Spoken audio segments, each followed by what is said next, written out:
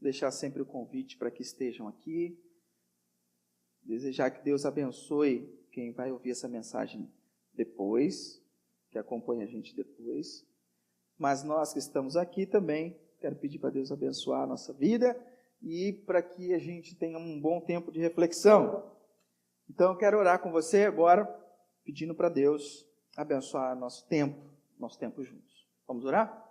Pai querido, Deus amado, obrigado por essa manhã. Que a Tua palavra agora, Deus, cause mais impacto do que já causou nessa celebração em nossas vidas. Se faça presente de forma ativa nos nossos corações. E que essa palavra caia no nosso coração e dê frutos, que ela frutifique. Em nome de Jesus, que as Tuas palavras se confundam com as minhas nessa manhã e que o Senhor fale ao nosso coração. Essa é a minha oração. Amém. Nós vamos conversar sobre a deriva, recalculando a rota. Tem um motivo desse tema. Nós não estamos num barco, nós não somos uma comunidade praiana, então por que esse tema tem a ver com a nossa vida? A expressão a deriva, ela se remete a sem rumo, sem direção correta, desgarrado, extraviado. Comumente se fala que um navio, uma embarcação estava à deriva. Só que essa expressão também é usada para pessoas que estão perdidas no mar, e elas também estão à deriva. Ok? E não é raro a gente passar por um processo de mudança na nossa vida, aonde muitas informações são passadas, direções são dadas, conceitos são explorados, novos caminhos são abertos, possibilidades surgem e a gente se sente perdido sem saber para onde a gente vai. Você já se viu assim, numa situação em que você tinha tanta opção para escolher que você não sabia para onde você ia? Eu me sinto assim quando eu vou em restaurante que o cardápio é muito bom. Não sei você, mas o cardápio é tão bom que eu não sei para onde escolher. Aí depende, eu vou olhar para a carteira, eu escolho pelo lado direito, não pelo esquerdo. Você sabe, tem momentos no mês que a gente escolhe o cardápio pelo lado esquerdo, que é onde estão os pratos. Você olha os pratos sem olhar o preço. Há momentos do mês que você tem que escolher o prato olhando pelo lado direito, onde só estão os números. Então você olha o que cabe e aí escolhe. Tem restaurantes que eu vou, e eu gosto muito de ir em restaurantes, que eu falo, o que eu vou pedir? O que eu vou comer? Eu fico perdido porque tem muitas opções. Para mim, e quando eu estou angustiado, é pior ainda. Porque muitas decisões me deixam mais angustiado, muitas opções me deixam mais angustiado. Eu preferia ter uma só, um caminho só, uma só posição, e eu sigo aquilo, não preciso pensar, não preciso raciocinar.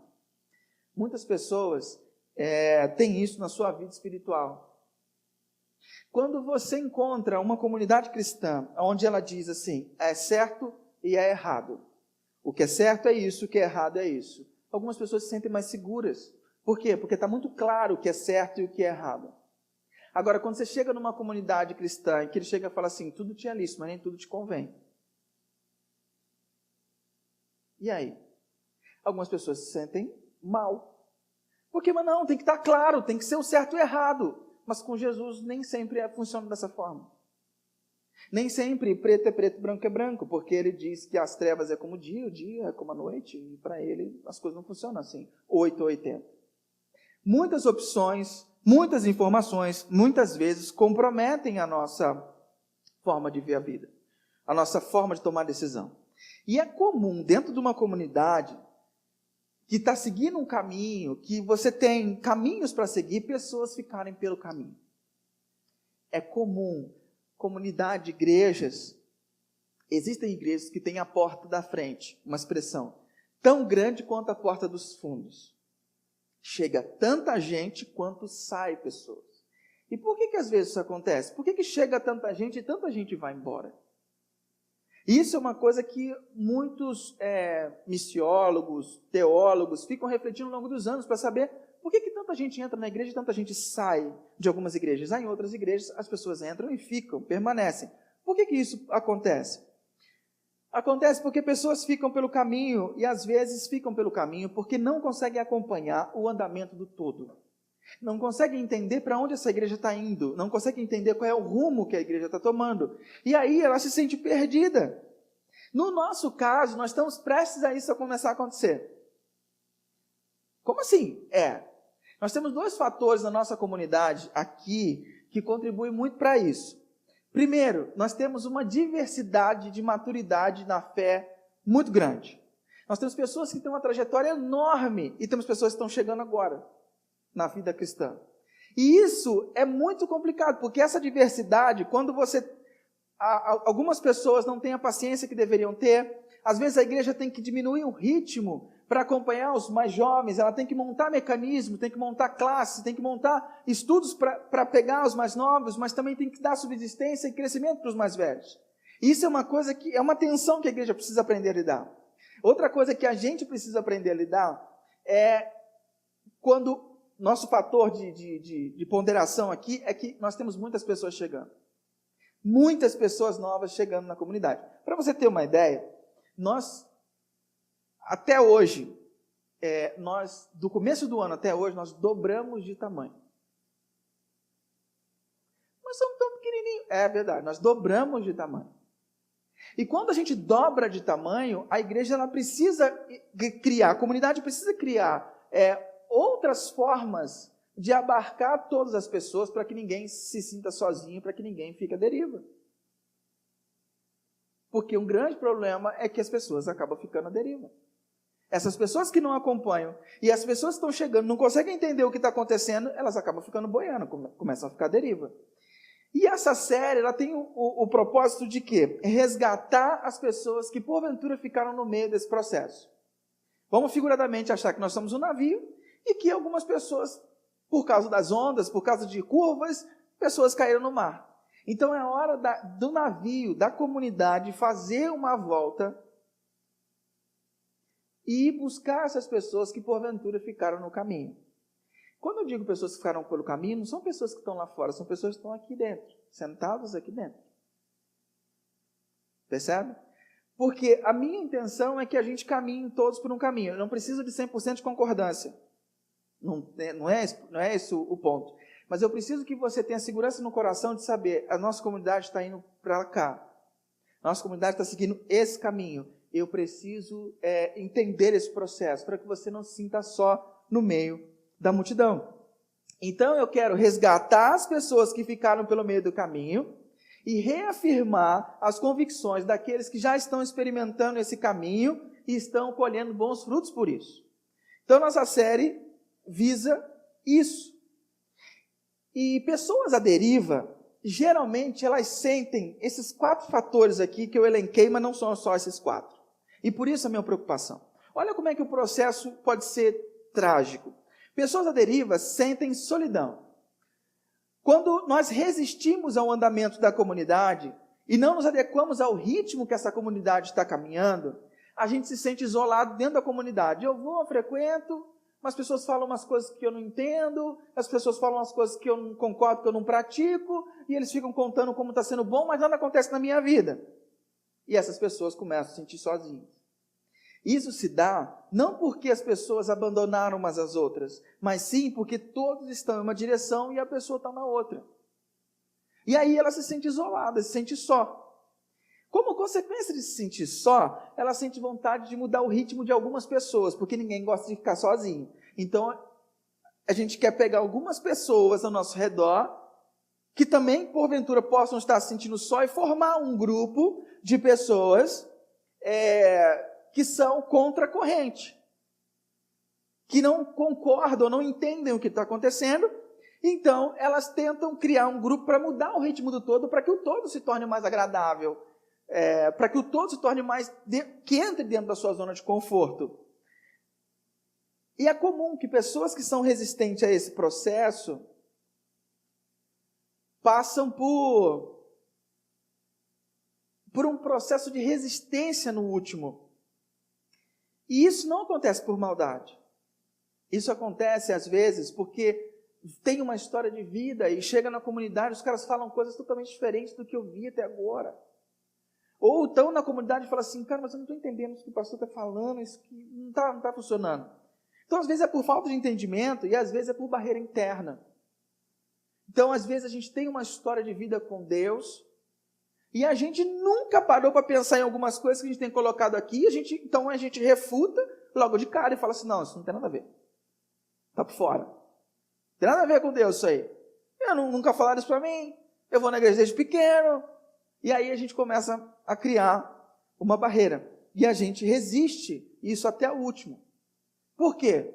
Uma das características mais comuns da nossa vida é a autonomia nos dias de hoje. Então, porque nós somos autônomos, então a gente tenta resistir até o último na tentativa da gente não ficar só. Então a gente arrebanha algumas pessoas e tenta levar outras pessoas. No fundo, a gente está levando outras pessoas para irem para a deriva junto com a gente. Como consequência disso, começa a brotar uma falta de interesse em estar em comunidade. Aí as pessoas começam a faltar, porque não é mais tão importante estar, não é tão legal estar, porque começa a se sentir deslocado. Perde-se o prazer, o interesse de estar juntos. Né? As prioridades começam a ser invertidas e a consequência disso é que elas ficam mais à deriva ainda. Elas começam a se sentir mais sozinhas ainda. E aí o estágio final é a vontade de sair. Aí a pessoa fala assim, não, eu não vou estar nessa comunidade porque não me sinto mais bem. Ela não sabe dizer, explicar direitinho o que é. Mas ela começa a dizer, não está legal, eu vou procurar uma igreja que se adeque mais ao meu perfil. E aí o problema é que pessoas começam a abandonar essa comunidade cristã, algumas delas com umas feridas enormes, com feridas muito grandes no seu coração. E acham que a comunidade não cuidou, não deu atenção para elas. E elas criam um rombo dentro de si. Claro que a comunidade pode machucar a gente, viu? A comunidade é má. Ela é feita de um monte de pecadores e a igreja machuca a gente mesmo. A igreja é assim.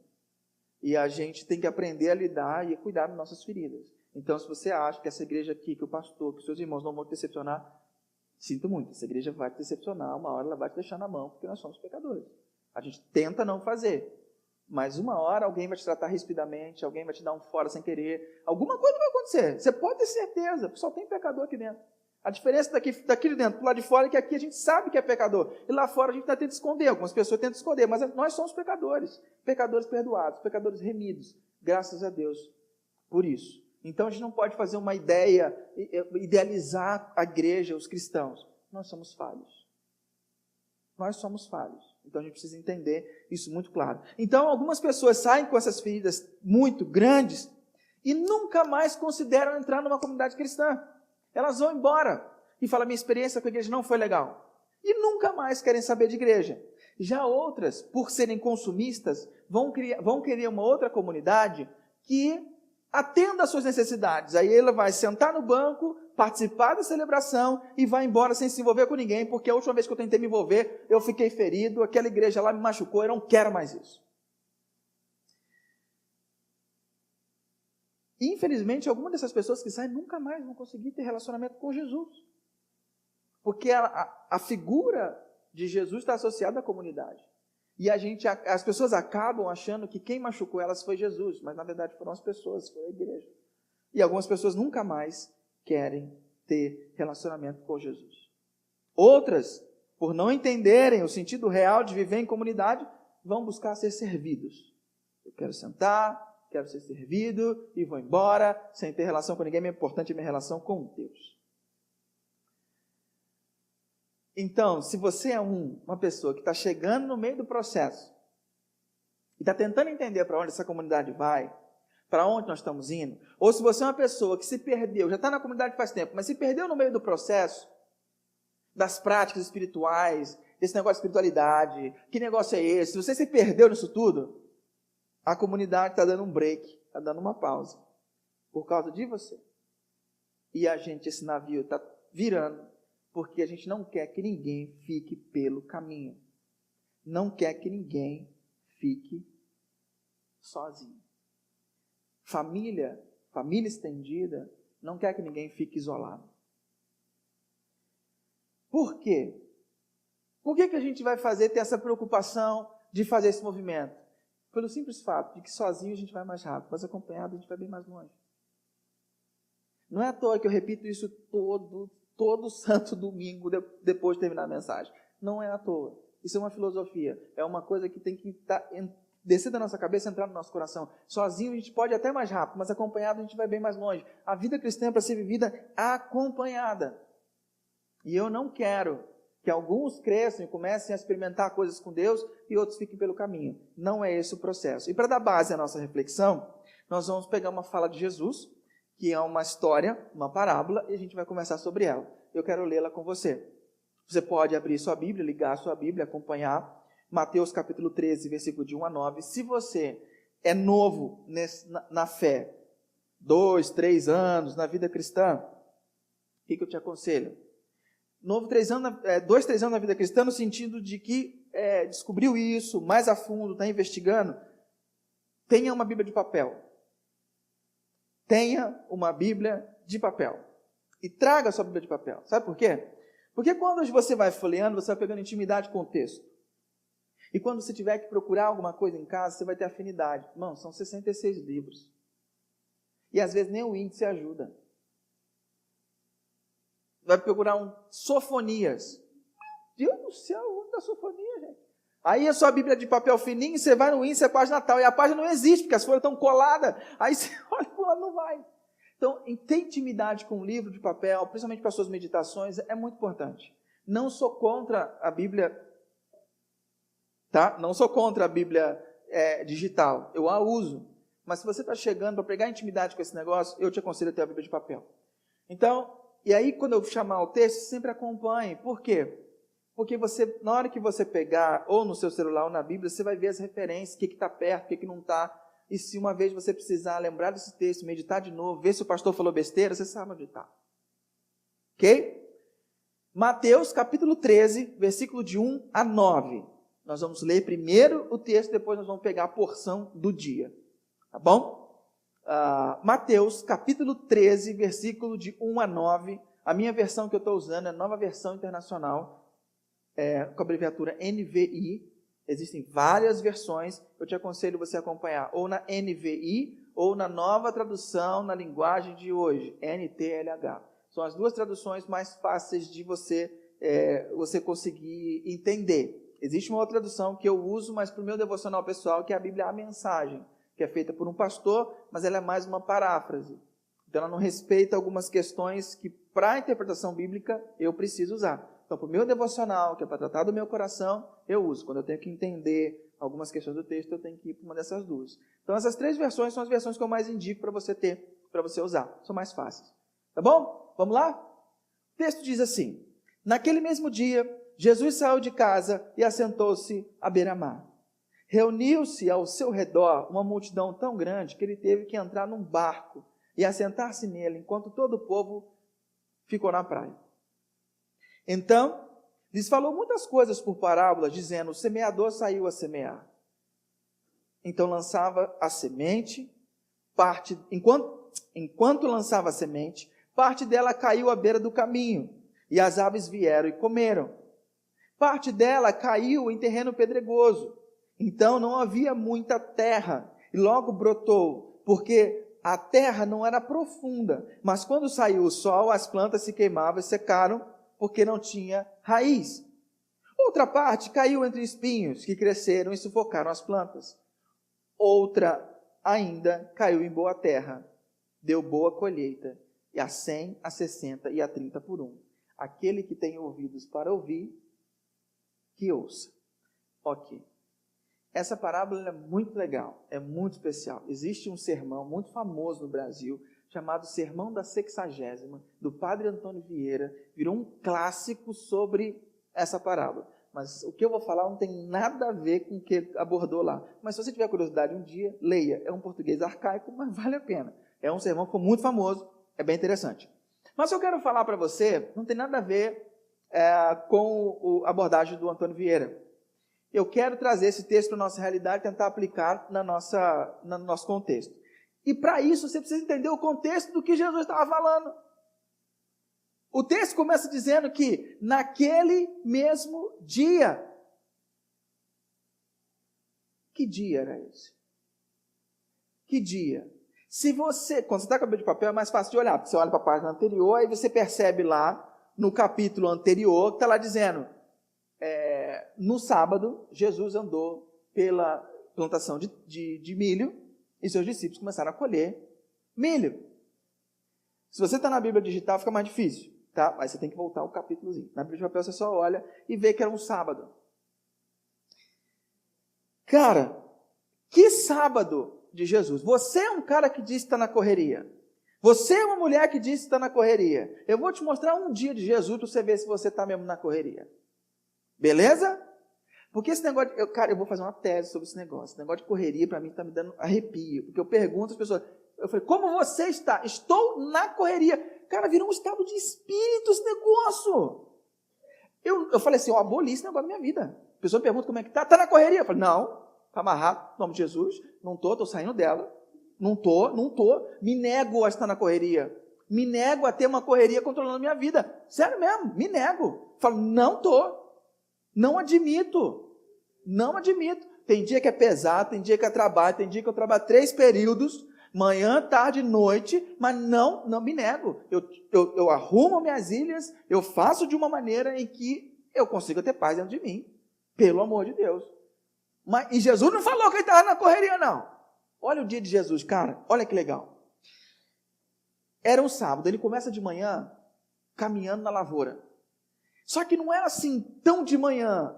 Pode ser tão de manhã ou perto da hora do almoço, não sei direito. Por quê? Porque os caras estavam com fome. E os caras estavam com fome, eles começaram a pegar milho. Mano, olha a fome dos caras, pegar milho no pé e começar a roer. Mano, eu não consigo.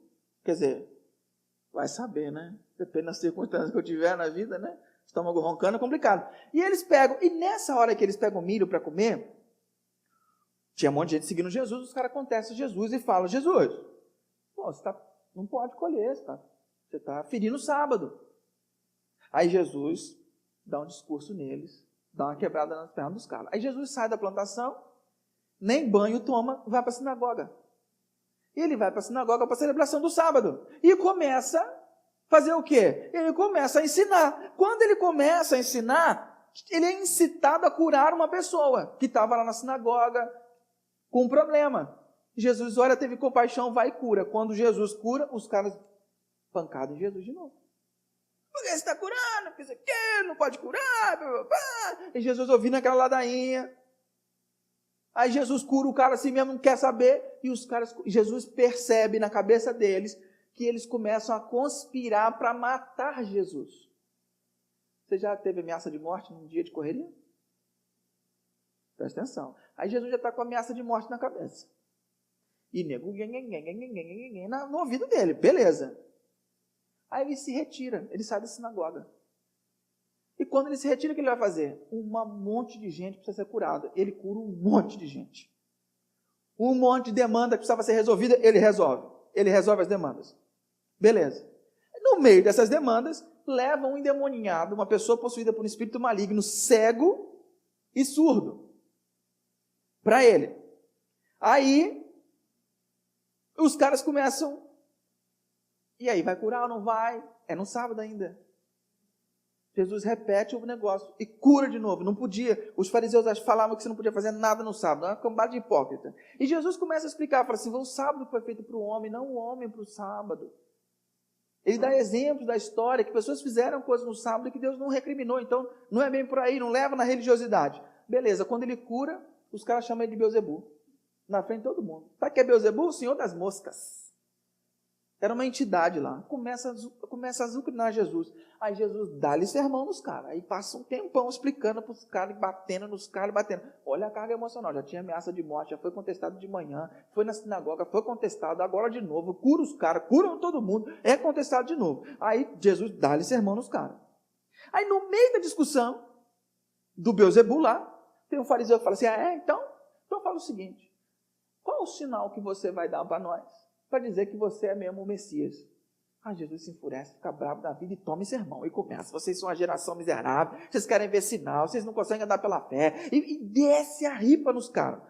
Beleza. Aí, olha que legal, para completar o dia. Isso você sabe quando você olha para o Evangelho de Marcos. No Evangelho de Marcos, durante esse processo, o que está acontecendo? Isso aqui está acontecendo na cidade de Jesus. Na cidade que ele foi criado. As pessoas começam a buzinar no ouvido de Maria e dos irmãos dele. Fala assim, teu filho está fora de si, viu? Teu filho está bolado lá, está falando que é o Messias. Teu filho está louco. Teu filho está louco. Você toma tenência, hein? Vai internar, vai ser preso, vai matar. Maria fica bolada.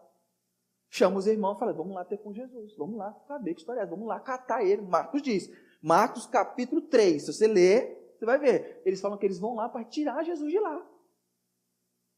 E aí Jesus está lá, sentado no meio de uma casa com um monte de gente, aí o nego chega para ele e fala assim, Jesus, tua família está aí. Quando não podia piorar, ainda vem a família, ainda para estragar o processo. Aí a família está aí, e ele sabendo, ele fala o quê? Aí você entende a fala de Jesus. Quem é minha família? Minha família são aqueles que ouvem a palavra de Deus e obedecem. Por quê? Porque a família não estava entendendo o processo, e ele dá uma na família. A família põe o rabinho entre as pernas e ó, pica a mula. E ele tendo que lidar com isso tudo. Então ele tem que lidar com o negócio de família, com o negócio de oposição, com isso tudo. Tá bom para você? Não? Tá bom. Aí ele chega, quando ele fala isso da família, qual é o passo seguinte? Ele conta essa parábola. Ele começa a discursar. Ele conta aqui umas 5 parábolas seguidas ensinando para o povo. O dia dele não acabou ainda não. Dá para rivalizar a tua correria? Jesus também tinha esses momentos. Não era fácil a vida de Jesus. E aí ele conta essa parábola. Então a gente precisa entender que dia era esse para entender a parábola. E aí ele, lembra que eu te falei que dá-lhe sermão, dá-lhe sermão, dá-lhe sermão, que ele contestava os caras? Ele deu um monte de ensinamento. E a parábola tem a ver com esses ensinamentos. E aí ele diz como é que as pessoas recebem os ensinamentos.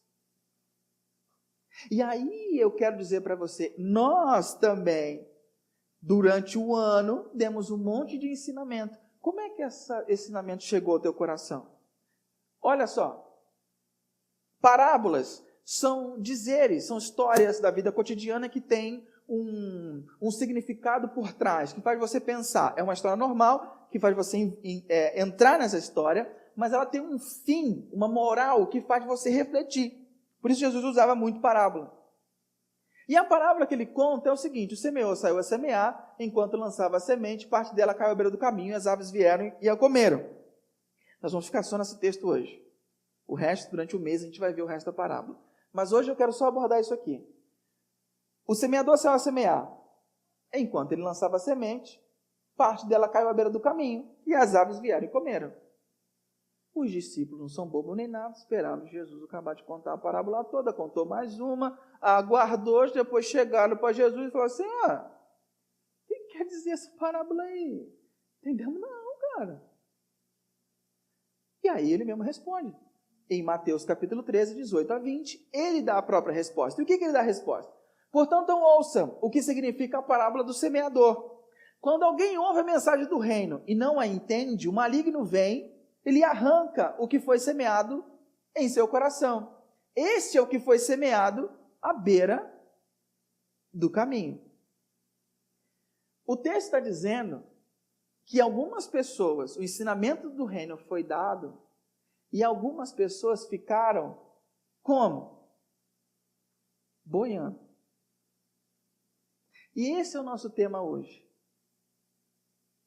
Pessoas que estão boiando. A questão que Jesus coloca na resposta dele é o quê? Quem são essas sementes que caem no meio do caminho? São pessoas que não entenderam. Elas não entenderam. Aí o inimigo vem e rouba. Então, se a questão é de entendimento, isso passa pela figura do pastor. Elas não entenderam. Então, a gente tem que ver por que as pessoas não entenderam.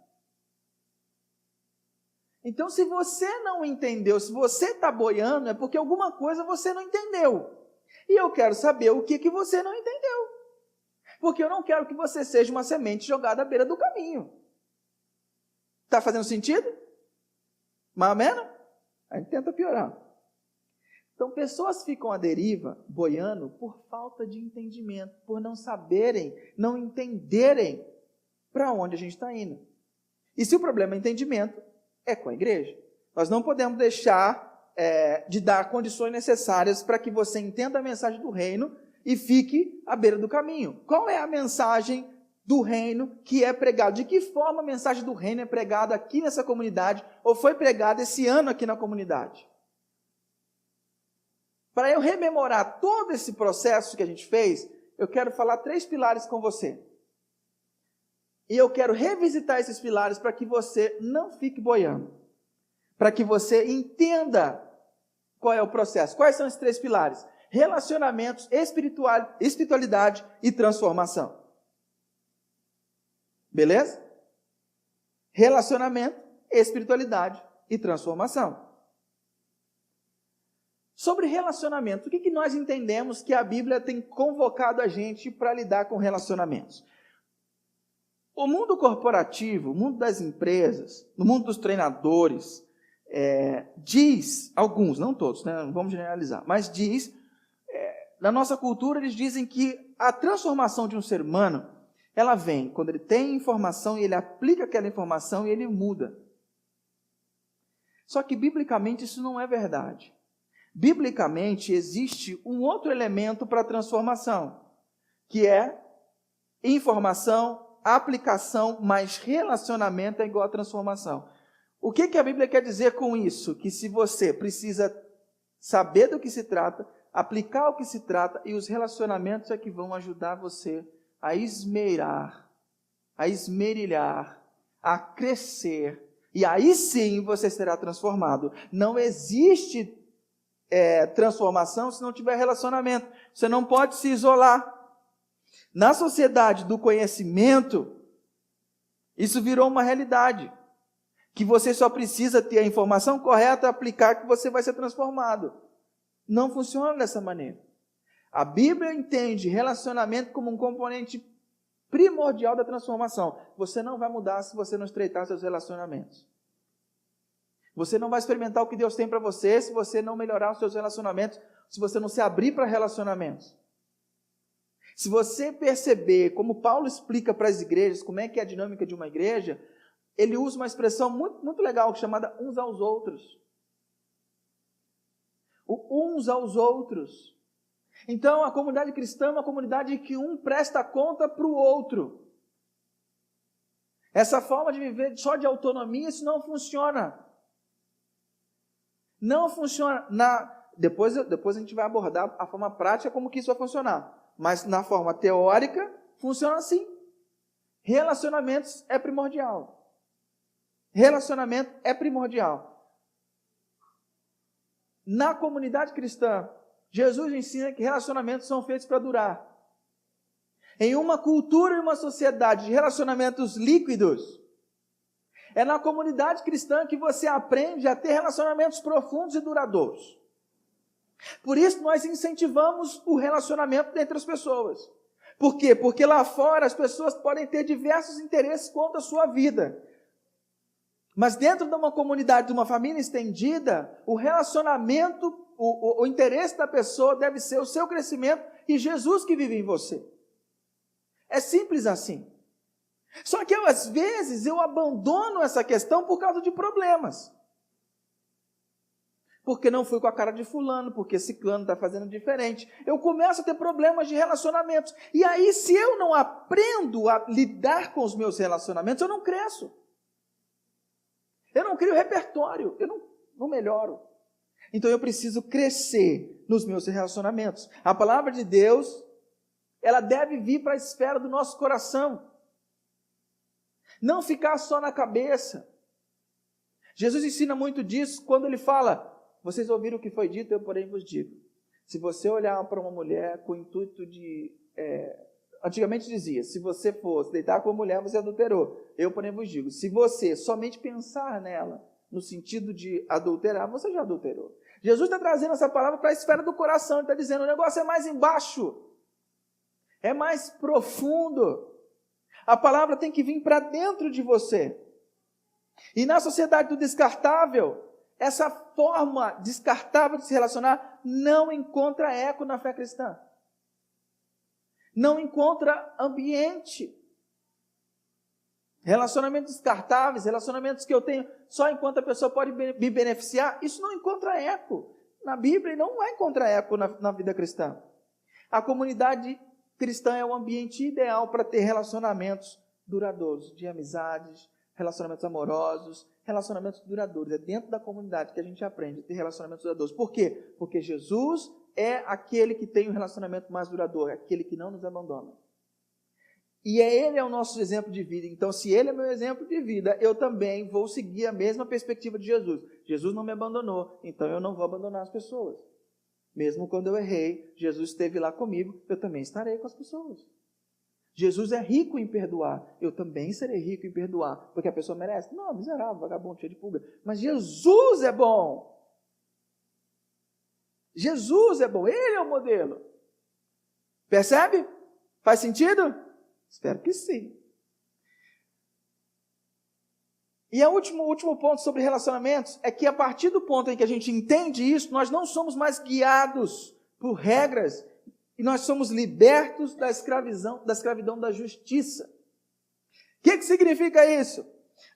A palavra na esfera do coração, ela influencia o nosso comportamento, libertando a gente das regras e a gente se torna guiado pelo Espírito Santo. Perdão, amor e outras ações se tornam mais fáceis quando Cristo é a referência. Então eu não fico mais pensando, isso é injusto. Não é justo, eu não penso mais pela justiça, eu penso pela graça. Então quando eu olho para alguém que fez alguma coisa contra mim, eu olho para quando eu fiz isso contra Jesus.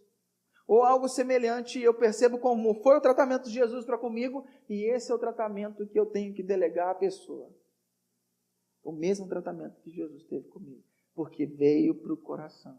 A palavra veio para o coração, então muda os meus relacionamentos. Eu começo a ser mais paciente, eu caminho mais uma milha. Percebe como muda? Muda os nossos relacionamentos.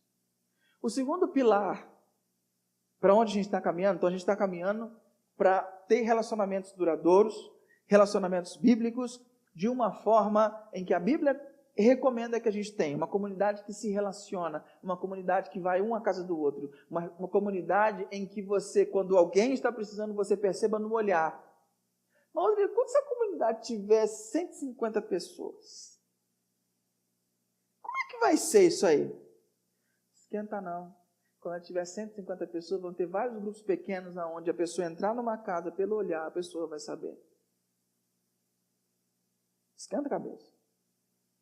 Mas enquanto estamos aqui, esse é o nosso papel. Temos relacionamentos. É para esse lugar que a gente está caminhando. Eu não quero que você fique à deriva. Eu não quero que você fique pelo caminho. Eu não quero que você fique boiando. Eu quero que você entenda. É por isso que nós incentivamos tanto relacionamentos. Sobre relacionamento, tá ok? Faz assim com a cabeça para eu saber. Tá beleza? Então, beleza. Segundo pilar, a espiritualidade. Que história é essa de espiritualidade? Espiritualidade é um termo usado quando se fala dos pais da igreja, é a igreja pós-Atos dos Apóstolos, 200 anos depois de Cristo, tinha uns líderes ali. Aqueles líderes eram chamados pais da igreja. Esses pais da igreja criaram muitas tradições, coisas que nos ajudam. E eles criaram o termo espiritualidade, cunharam algumas formas da gente cultivar o nosso ser interior, a imagem e semelhança de Deus. O que é isso? Quando nós somos criados por Deus, nós somos criados totalmente à imagem e semelhança de Deus. Quando nós rompemos na figura de Adão e Eva, rompemos com Deus, o que aconteceu? O pecado entrou no mundo, a morte passou a existir, e nós somos desconectados de Deus, mas existe dentro de nós ainda a imagem e semelhança de Deus. Então, figuradamente, é como se a gente tivesse metade do nosso ser influenciado drasticamente pelo pecado e metade do nosso ser ainda com uma imagem e semelhança de Deus ainda, só que como um espelho que tomou uma pancada, toda fraturada. Você tem a sua parte espiritual, mas quebrada. Quando você recebe Jesus para a sua vida, Ele restaura essa parte sua que era fraturada e começa a lutar para diminuir essa parte que é totalmente voltada para o pecado. Então começa uma guerra onde essa parte fica maior, essa parte fica menor. Essa parte precisa ser alimentada. Essa é a sua parte espiritual. Você começa a enxergar o mundo através desses olhos, da sua vida espiritual. E isso se chama espiritualidade. Então, seu trabalho é espiritualidade, seu relacionamento, a quantidade de sexo que você faz, a quantidade de vezes que você mente, tudo tem a ver com a sua espiritualidade. A criação dos seus filhos, tudo tem a ver. Por quê? Porque você começa a enxergar a vida a partir dessa ótica, da sua espiritualidade. Então, a espiritualidade é essa parte da vida, é um caminho que você começa a trilhar para enxergar a vida. E essa parte precisa ser alimentada. Se você não alimenta, a sua parte que é mais conectada com a carne, o Paulo chama de carne, ela começa a tomar espaço e começa a oprimir a sua vida espiritual. Então você precisa alimentar essa parte espiritual, para que jorre dentro de você a vida de Deus. Percebe? Então, a espiritualidade, ela é basicamente isso. E através desse caminho da espiritualidade, você vai sendo transformado para se tornar mais parecido com Jesus. Ponto. Isso, trocando em bem miúdos, é a espiritualidade. Para alimentar e desenvolver a nossa espiritualidade, existem atos de devoção que são chamados de disciplinas espirituais, exercícios espirituais ou exercícios para a alma, que são instrumentos usados por Deus para transformar o nosso ser. Coisas que a gente não tem poder para fazer sozinho, esses exercícios ajudam a gente a nos transformar de dentro para fora. Então, os exercícios para a alma, o que são? São atividades dentro da nossa capacidade que nos possibilitam fazer algo que não conseguiríamos pelo esforço imediato. Ou seja, ele ajuda a gente a fazer aquilo que a gente não consegue por força própria. E o objetivo dessas atividades é conduzir a gente para uma união amorosa com Jesus. O que é a união amorosa com Jesus? É fazer com que a gente consiga dar pleno acesso a Jesus, a todas as áreas da nossa vida. Simples assim. Através dos exercícios, das práticas, eu começo a me abrir mais para Jesus, para que Ele possa ocupar todas as áreas da minha vida e me transformar. Então é um caminho para alimentar a alma, é uma forma de me tornar mais um parceiro criativo de Deus no mundo. Até aí, está tranquilo? Faz assim, gente, para eu saber, igual o cachorrinho que fica lá no painel do carro. Isso. Só para eu saber se está tranquilo. Qual é o exercício mais básico que a gente faz, que foi ensinado para a gente desde que a gente se converteu? Oração. Oração é um exercício espiritual. Só que o problema é que em toda a nossa vida, a gente aprendeu que oração é um diálogo com Deus, que é falar. E oração na Bíblia não é falar, ou não é somente falar. Lembra daquele texto que Jesus fala assim, quando você for orar, não ore como os hipócritas que ficam nas esquinas. Não, você faz diferente. Você entra no teu quarto, fecha a tua porta. E o teu pai que te vê, não é o teu pai que te ouve. Ah, mas você vai fazer oração? Teu pai não te ouve? Não, porque oração é uma postura. Oração é mais do que falar. Falar é o nível mais básico da oração. Existem outros níveis que a gente precisa começar a conhecer, até a gente chegar no nível que eu gosto de citar muito, da Madre Teresa de Calcutá. Foi um americano lá perguntar para ela, falou assim, irmã, como é que você ora? O que você fala? Ela disse assim, quando eu oro, eu não falo nada, eu só escuto. Ah, é, irmã? E o que Deus fala para a senhora? Ele não fala nada, ele só escuta. Percebe? Isso é um nível de intimidade, outro nível. É outro padrão. Mas que a maioria de nós não vai experimentar isso se a gente só ficar no básico. Então nós precisamos aprofundar. Isso eu estou citando uma área só da oração para a gente poder entender que tem muito mais. É muito mais profundo. E as pessoas que conseguem se dedicar a isso experimentam coisas de Deus fantásticas. Por isso, então, é que a gente começou a criar alguns mecanismos para que a gente pudesse criar um hábito, criar isso. Então, a oração não é um mero diálogo, é um momento, um abrir de nós mesmos, é além de falar sobre o que eu preciso, pois Ele já sabe o que você precisa. Ah, então não posso falar o que eu preciso? Pode, mas Ele já sabe. Que tal falar sobre outras coisas além? Não só do que você precisa. Que tal ir além da rotina do dia, de só falar como foi seu dia? Que tal ir mais a fundo? Os exercícios nos ajudam a isso. Outra coisa sobre a espiritualidade é ritmo para a vida. Nós precisamos do ritmo. Quando nós somos criados no Éden, nós tínhamos um ritmo. O ser humano tinha um ritmo. O dia terminava não quando escurecia, mas quando Deus vinha visitá-los para conversar com ele. Deus vinha conversar com eles na viração do dia. Aí eles sabiam que o dia tinha acabado. O ritmo era ordenado por Deus. O relógio só foi inventado muito tempo depois. Hoje nós somos controlados pelo relógio. O relógio dita o tempo que a gente tem que comer, o tempo que a gente tem que dormir. O relógio dita isso para nós. E se você parar para pensar, até as dietas que são criadas para nós, os hábitos alimentares, são baseados no relógio. Por exemplo, você precisa comer de 3 em 3 horas. Beleza, come de 3 em 3 horas numa época que você não tem relógio. Como é que faz? Então, isso são mecanismos que são criados por uma época em que o relógio já existe.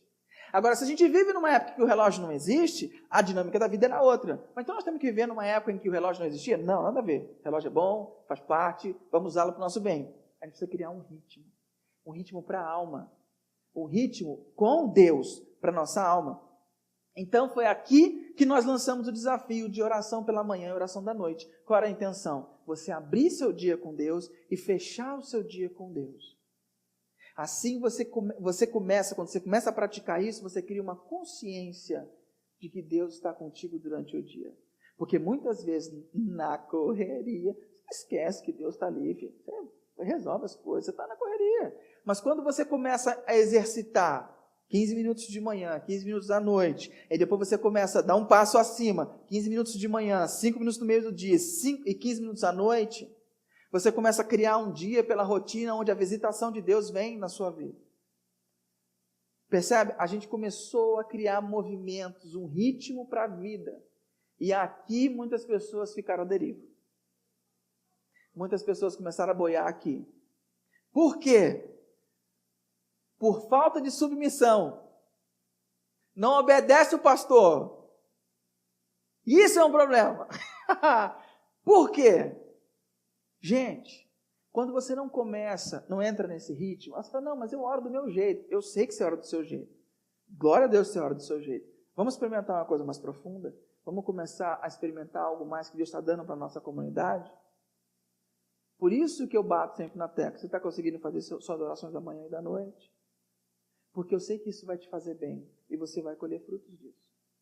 Mas o seu coração vai ser tendencioso a voltar para o seu momento. Agora eu te pergunto uma coisa. Do seu jeito de orar, Deus está dentro da sua rotina? Deus está dentro da sua agenda? Fala a verdade. Muitas vezes você só lembrou de orar quando você foi dormir. E olhe lá. Levando do seu jeito. Mas quando você é forçado por um desafio, uma disciplina, um exercício para a sua alma, você tem um compromisso. Então Deus passa a fazer parte da sua agenda. Deus está na sua agenda. Você tem que tirar tempo para Ele. Você tem tempo para as crianças. Você tem tempo para o trabalho. Você tem tempo para comer. Quer dizer, algumas mães nem têm. Mas você tem tempo, você separa tempo para algumas coisas. Você tem que ter tempo para Deus. Porque tudo corrobora para que você não tenha tempo para Deus. Você arruma tempo para Netflix. Você arruma tempo para maratonar uma série. Você arruma tempo para ver um filme. Mas não arruma tempo para Deus? Vamos colocar Deus dentro da nossa rotina. Deus deve estar na nossa agenda. Até aqui tranquilo? Tudo beleza? Então vamos passar aqui para o último pilar, que é a transformação. Qual é a grande questão? A grande questão da transformação é o seguinte: as suas prioridades, os seus tesouros atrairão o seu coração. A Bíblia fala que aonde tiver o seu tesouro, aí vai estar o seu coração. Certo? Então, se os seus tesouros, as suas prioridades estiverem na terra, seu coração vai seguir as suas prioridades. Por isso é importante a gente dar direção para o coração, direcioná-lo para as coisas que importam, direcionar o coração para Deus. E você não tem força para direcionar o seu próprio coração. Porque se você precisasse, se você tivesse força, você já tinha conseguido direcionar o seu coração para Deus. Então nós precisamos de alguns exercícios. Isso aqui é o triângulo da transformação, que está no livro do James Bryan Smith, depois eu vou falar um pouquinho dele, que ele fala assim, como é que a gente é transformado? A gente é transformado por essas 3 realidades aqui.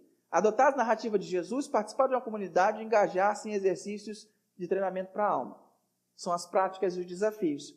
Isso aqui é o seguinte, então a primeira coisa que a gente faz é adotar as narrativas de Jesus. Eu tenho narrativas sobre Deus, eu sei quem Deus é, eu aprendi quem Deus é. Só que meu pensamento sobre Deus talvez não seja o mesmo pensamento que Jesus tem sobre Deus. E ninguém conheceu o Pai senão aquele que veio de lá, que é Jesus. Então eu preciso entender Deus não da minha maneira, eu preciso entender Deus conforme Jesus entende Deus. Percebe? E aí eu vou ter uma linguagem afinada, eu vou saber realmente quem é Deus. Por quê? Porque eu estou entendendo Deus conforme Jesus está me mostrando. Porque Ele é a imagem do Deus invisível. Então eu preciso entender Deus como Jesus entende Deus. Então é uma troca de narrativas. Eu preciso começar a entender Deus como Jesus entende. E aí, eu vou alcançando a mente de Cristo, As narrativas familiares e culturais e religiosas da nossa vida vão ser trocadas e a chave é saber as narrativas de Jesus. Preciso entender as narrativas de Jesus. Certo? A outra coisa importante é participar de uma comunidade, é estar numa comunidade, num grupo pequeno, na comunidade em si, em grupos de discipulado, em várias formas em que eu esteja com os cristãos para prestar conta. Para eu prestar conta do meu caminhar espiritual. Para eu prestar conta do meu andamento. Prestar conta é algo saudável. A nossa cultura diz que é algo que você quer pular fora. Mas sem prestação de conta não há crescimento, você não tem compromisso. Porque tudo que você tem que prestar conta, você tem compromisso. A nossa vida espiritual precisa ter prestação de conta. Por isso que a caminhada não é feita sozinha, é feita no mínimo a dois. No mínimo a dois. E engajar esses exercícios para a alma, disciplinas espirituais, transformação do coração, aquilo que a gente tem dado. Por isso é que a gente dá esses exercícios no final de cada pregação. Faz sentido? Você está entendendo? É por isso. Não é algo místico. Não, é por isso. Por isso que eu luto tanto para que você se engaje nisso. Por isso que eu forço você a compartilhar como tem sido, para você abençoar e incentivar outros irmãos. Por isso que é tão importante. Vamos caminhar para o fim? Beleza. Quais são as ferramentas que a comunidade me dá para eu não ficar boiando? Além de você participar da celebração, participar do encontro, primeira ferramenta que a comunidade dá, leitura 2 a 2. Quais livros que a gente lê? Maravilhoso e Bom Deus, Maravilhosa e Boa Vida, Maravilhosa e Boa Comunidade e Espiritualidade Emocionalmente Saudável.